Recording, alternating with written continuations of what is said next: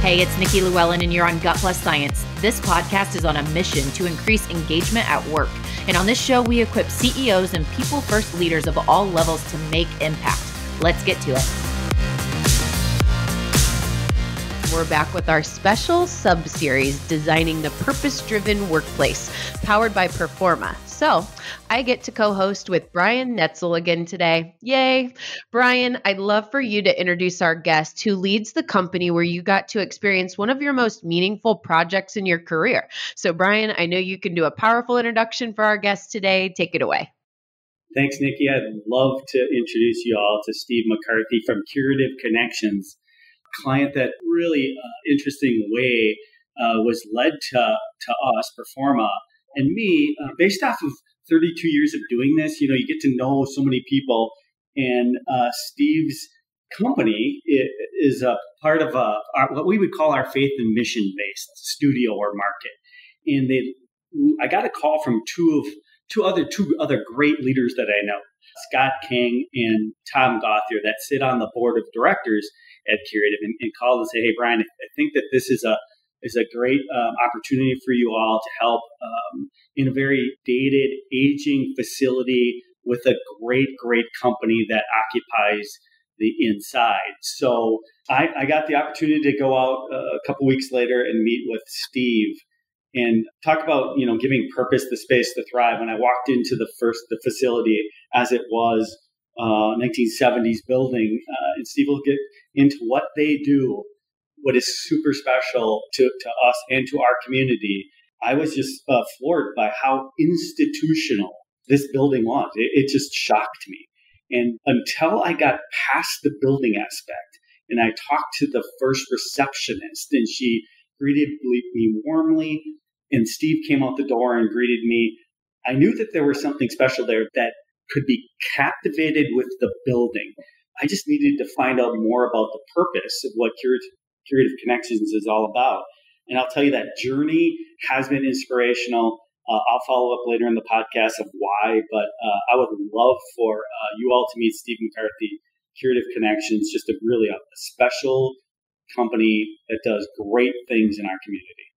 Thanks, Brian. And hello, Steve. So great to be with you today. And I hear you are really big on personal development and values. Those are at the top of the list. So to kick off, I'd love to hear you share your mindset around leadership development and how it applies to your daily efforts. I would say that my mindset around leadership development is really attached very closely to our organizational values. I have always thought that a leader really must, in all of his or her actions and interactions, model the organization's values. That's something that you just have to be mindful about. Whatever your organization's values are, you want to make sure that in order to strengthen the organization's culture, that's what you're doing. Whether it's warmly greeting somebody like Brian Netzel, who I'd not met before when he came out to visit Curative Connections, in a way that reflects our organization's values around compassion, empathy, respect, honesty, and trust, that he felt that in those interactions with me. And so I tell all of the people who report to me that they can expect that from me, that whatever action and interaction they have with me or see from me, that those values need to be modeled. And I encourage them, if they don't see that, if there seems to be a disconnect, then let's talk about this. But I expect everybody to be on that same journey as me, which is to say, thinking about your own leadership in terms of values and how you are reflecting those values in all of your actions and interactions. So, Steve, break this down just a little bit for us. What does it mean when you say lead with values? I'm always mindful of something that I saw in a grade school for one of my girls when they were young, and I went in for a parent-teacher conference. On the wall was this quote that's attributed to Chinese philosopher Lao Tzu, and it goes like this: "It's watch your thoughts, for they become your words. Watch your words, for they become your actions. Watch your actions, for they become your habits. Watch your habits, for they become your character. And watch your character, for it becomes your destiny." So I think about that. The first thing that you have to get right in order to lead with values is what's going on behind your eyes. You have to be mindful about what your thoughts are And are those thoughts, are your thinking patterns ones that reflect all the very best in the organization's values and what the community expects of you? So if you have a mindset around compassion and empathy and honesty, respect and trust, if you are being intentional about driving out thoughts that do not comport with those values, that is how you get to a place where you're leading with values, and people see that. People are smart. They can see and sense when people are not sincere about how they are leading with or without values. And so I just think it's so important to just always be mindful what's happening in your own head. When Curative interacts with folks in the community, with caregivers, for example, they talk about their loved ones' experience with Curative Connections. And they say, gosh, Mom loves coming to Curative Connections. She loves being there. What they're really talking about is our organizational culture, and that's how they experience us. And so in order to reinforce the experience that people have here, whether you're a client or a caregiver or an employee, I expect leaders to always act in ways that reflect those values. So good. And we're going to deep dive today on values-based leadership with you because you're living it throughout the organization at Curative Connections. But you shared with me in a previous conversation something that I want to touch on, and that is connecting on an emotional level is a priority for you and something you work at regularly within your organization, your people, your customers. Illustrate how you do this. I come from a small town in northern Illinois. It was a farming community, just a lot of hardworking people, one of 5 brothers in the McCarthy family. This is not something that came natural for me to connect with people on an emotional level. You just, you worked hard and did your job. And if you had an emotional thought, it was not something that was really at the forefront.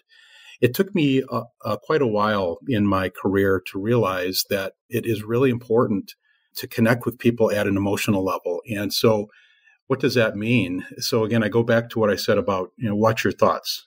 You have to be intentional about caring about other people and valuing what's happening in their own lives. Get outside your own head. As a leader, you have to have those kinds of connections. And I'll talk about why that's important here in a minute, but I just want to talk about how I do that.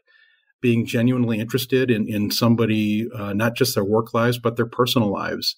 We all come to work with stuff that happens outside the workplace. When you see somebody in the workplace, it's just one small portion of them. They might be dealing with, say, an aging parent at home, somebody who is showing signs of dementia. They might have a child who's having some struggles in school. They might have a child who's going off to college for the first time. Somebody might be going through a divorce.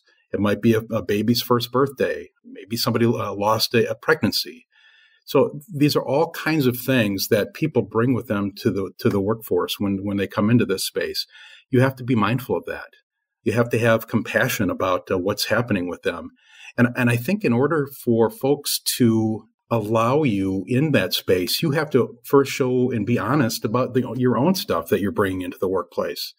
You have to be willing to share your own vulnerabilities with people. I think Brene Brown just had a really powerful message about showing your own vulnerabilities. And as a leader, I think growing up in some of the old movies and maybe television series we saw, leaders don't show emotions. They don't show vulnerabilities.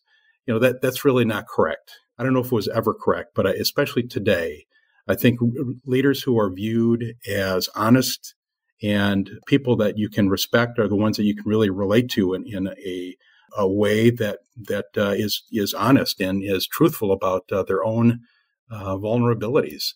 So I think, as a leader, it's just vital to connect with folks at that emotional level, and you do that by showing your own vulnerabilities and sharing with folks and being honest about that. I will say, I was honest about something bad that happened to one of my daughters in college, and I know that had an effect on my work in this workspace. And so I shared that with them, and people appreciated that. And I just know that it deepens the kinds of leadership relationships we have in this organization. So important. Emotional connection as a practice of leadership directly impacts how we humanize the workplace. And I'd love for you to just elaborate a little bit on how you see that impact culture, inside of your organization, but just speaking to leaders out there that are like, this is kind of new to me and I'm a little inspired. Like, how does it then directly impact your culture and, your overall, organization when this is something that's practiced?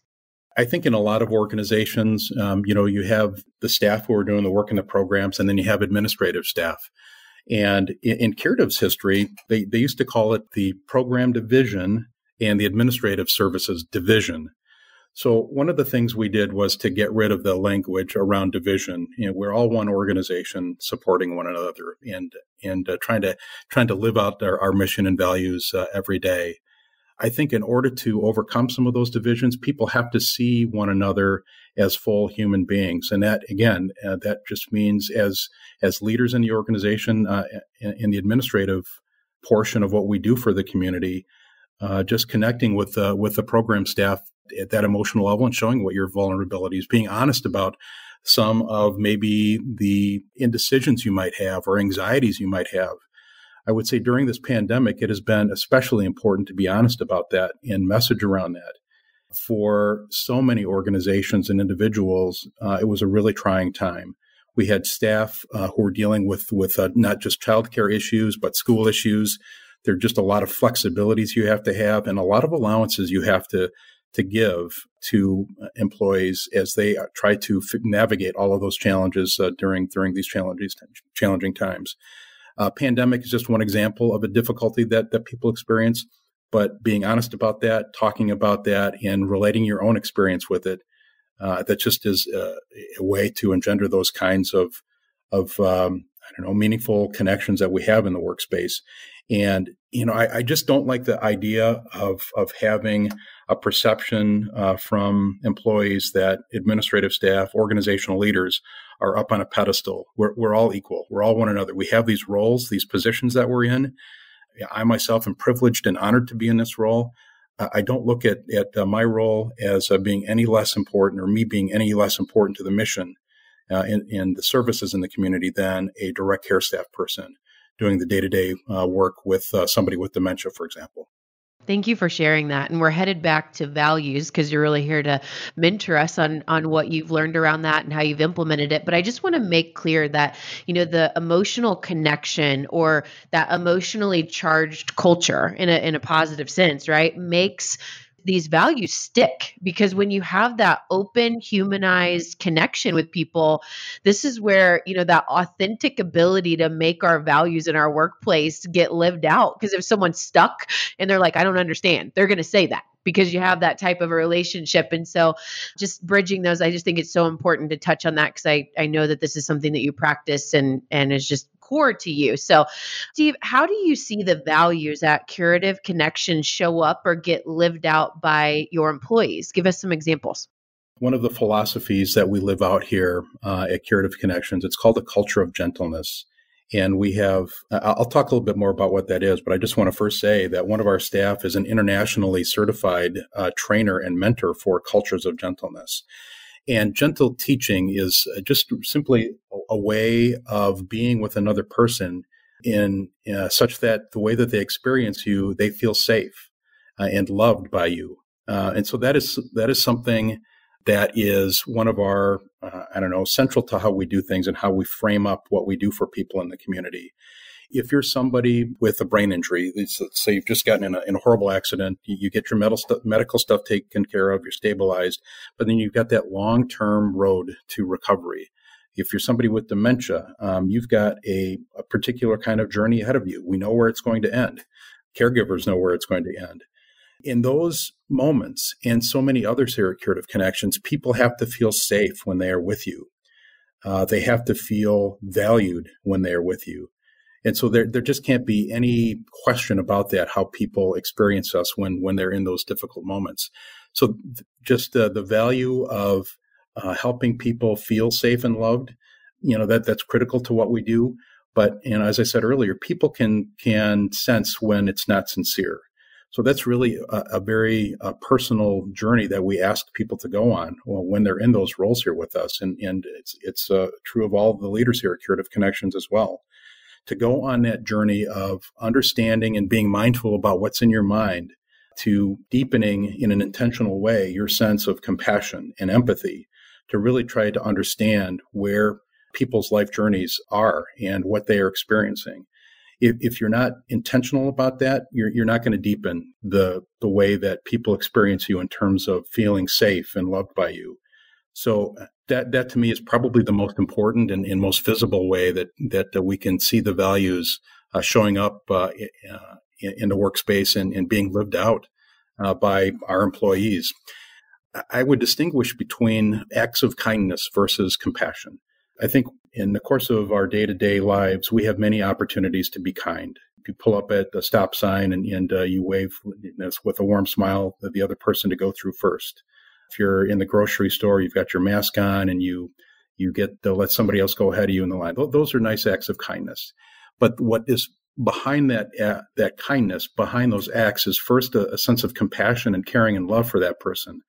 And so it's that compassion that we're trying to deepen, so that those acts of kindness, they seem really and are very natural and automatic in those moments. So, Steve, what have you and your leadership team learned about how to incorporate your values into your employee engagement initiatives? Whenever we have an opportunity to do an orientation, and we do have these regularly scheduled at least once per month for new employees, there really is that opportunity to engage with them early in their employment careers here. And the messages that we have, it really starts with our mission and vision and values. If you were to go to Curative Connections website on our landing page, front and center are our mission, our vision, and our values. And I just make it very clear that the most important thing that any of us do, and we're going to do lots of important things during the course of our day-to-day operations here in doing things, but how we do them is the most important. And how we do that in ways that honor our mission and our commitment to the community is by acting in ways that reflect those values. So our values statement is that we're a mission-driven and values-focused organization that supports a culture of gentleness. And we talk about those values of compassion, empathy, fairness, honesty, respect, and trust. So I talk about being committed to those values and striving to reflect them in all of my own personal actions and interactions with them and everybody else. And I say I really want them to do that as well, to go on that journey and be really intentional and deepen your ability to do that. That's one way. And just talking about that early on when folks are onboarded. Other staff talk about our culture of gentleness and really introduce them to that and get them on that journey as well. Whenever I communicate in messages to staff, and that's the most efficient way. It's not the preferred way. Preferred way to being with people or communicating with people is actually doing that when in person with them. But email is the next best thing. But I always end my emails with this statement. I say that I'm grateful for everything that they do to live out Curative Connections' mission and values to the people we serve and for one another. And that one another bit is so important because it has to do with that organization's culture. And I invite folks to be ambassadors and spreaders of that good organizational culture. I think that resonates with people. Talking with folks, I've got two young adult daughters, one of whom has just recently started her career. And she talks about how the organization that she's with and their values really resonate with her, and that she was not expecting that when she started her first professional job in the workplace. And I think that that's true of people of that generation and perhaps even all generations, in just being engaged at a values level and putting the values into context for their day-to-day work. So let's talk about your workspace. And if the way you mentor and share stories is any indicator of your space, I'm predicting a very warm, compassionate, and inviting place. You went on a big intentional journey to create your new space, and intersecting with just impacting employee engagement. I want to start with, how has that change in your workspace changed how your employees connect? Brian hit the nail right on the head. When he first walked in, it's like a time capsule. It was like a time capsule back to the 1970s.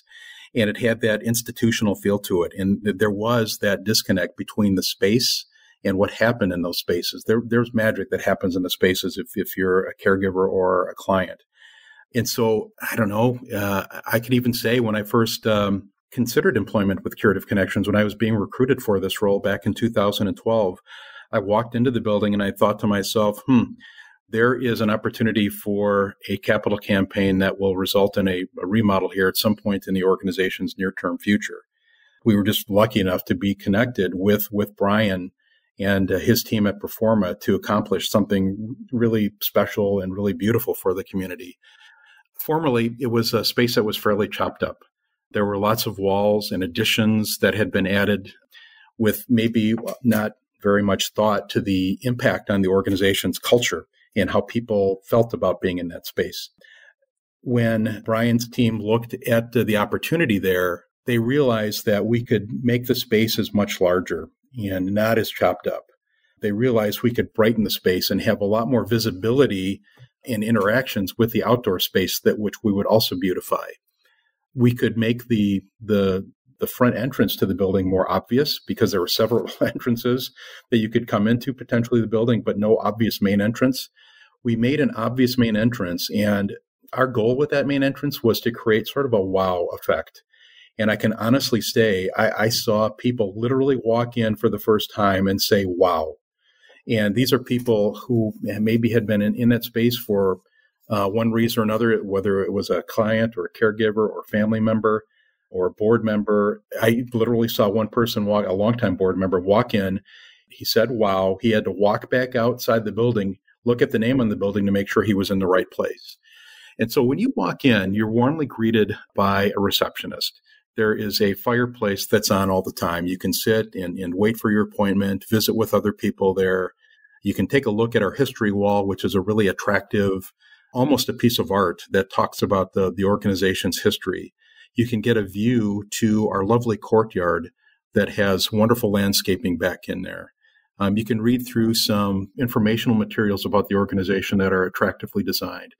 But it's a space that was designed by Performa to help you feel warmly invited once you walk in. And I would say that the team hit it out of the ballpark there. If you look at our walls, there's branding messaging on our walls that speak to our organization's values. On other areas of our wall is our tagline for the organization, which is empathy, experience, and empowerment. We have huddle rooms for small groups of staff to meet with clients, with other team members. Those sorts of spaces foster connectedness. They foster team building. They facilitate the kinds of communications and crucial communications you want to have when you're providing services to the community. If you walk in for the first time, I mean, you might not realize the transformation, but you can appreciate the fact that this is a really nice looking and modern space. I can feel really good about my loved one being here for services. I have no question but that they're in a good place.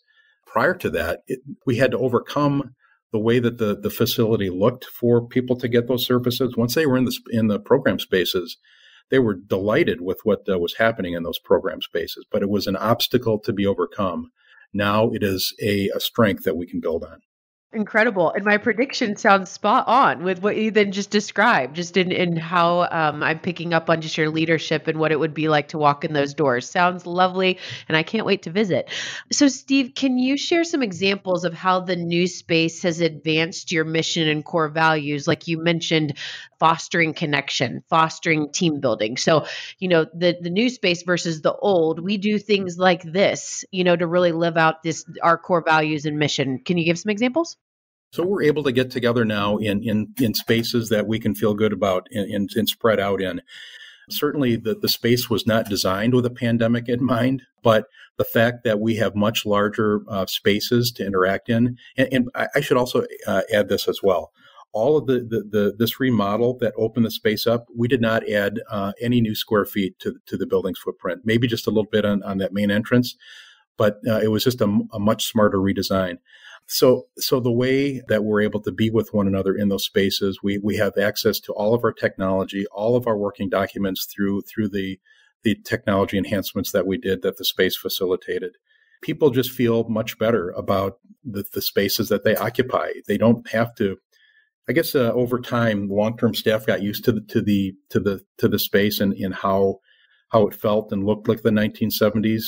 I suppose that old statement about the frog in hot water being slowly boiled came to apply here. People just got used to the tired space that they were in. But now it's a recruitment opportunity here for us. People really choose us because they see this as a great place in which to work, in which they feel valued, and also just the culture that gets reinforced by this new space and all of the branding messaging that we have within our space. That is one way that we're able to advance our mission and core values. The other way, again, is just the fact that we don't have to overcome the way that the building looks for people to choose to use our services.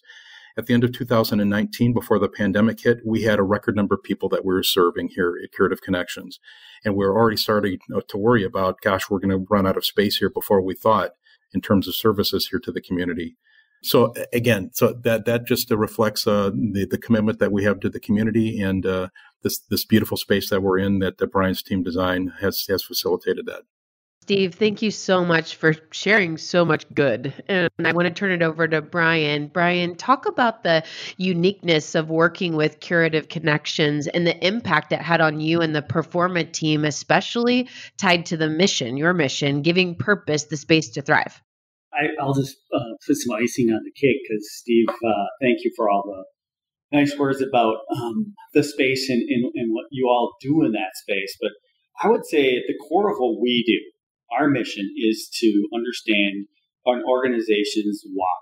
The how and the what are always super simple, right? It's function. It's we do this, we do that. But why do you do that?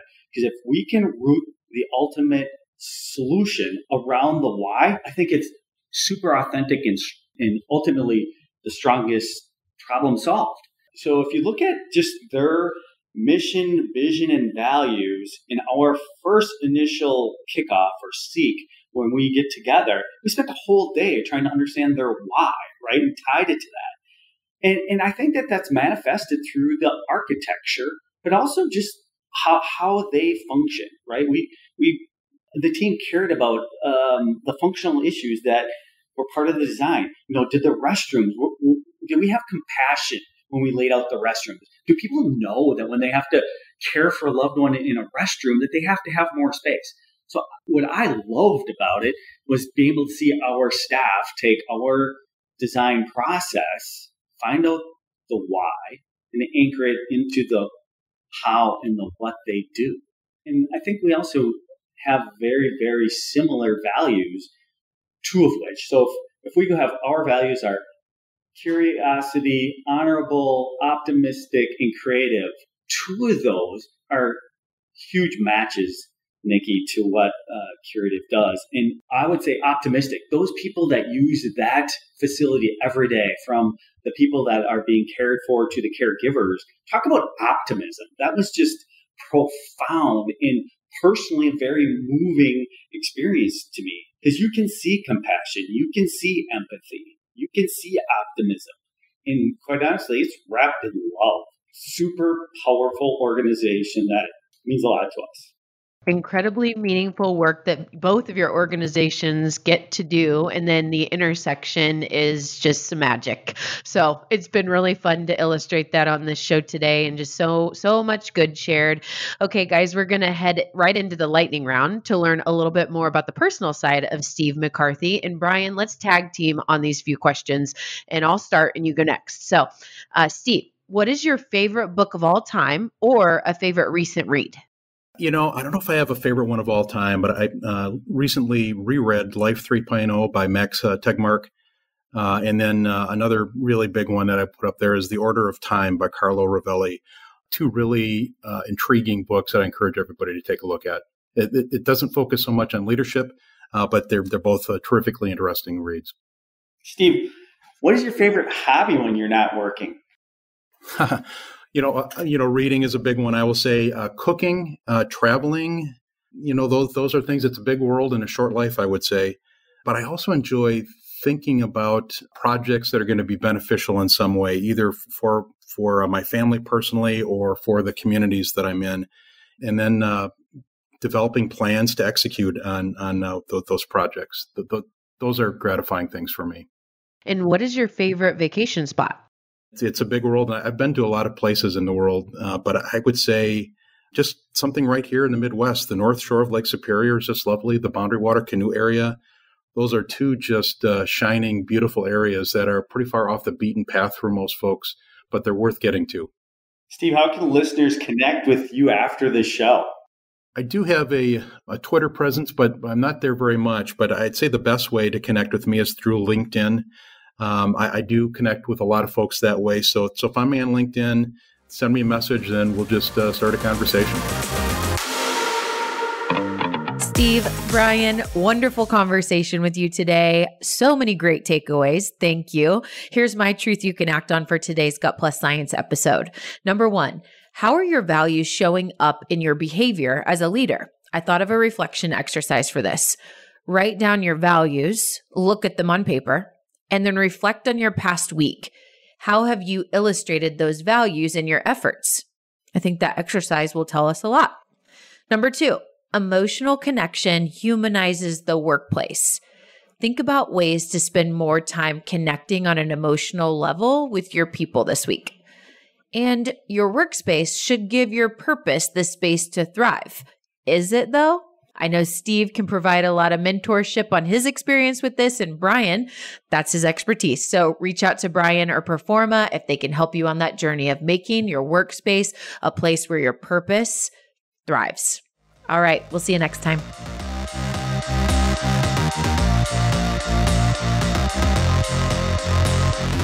We just left the world a little bit better. Now go do something with it.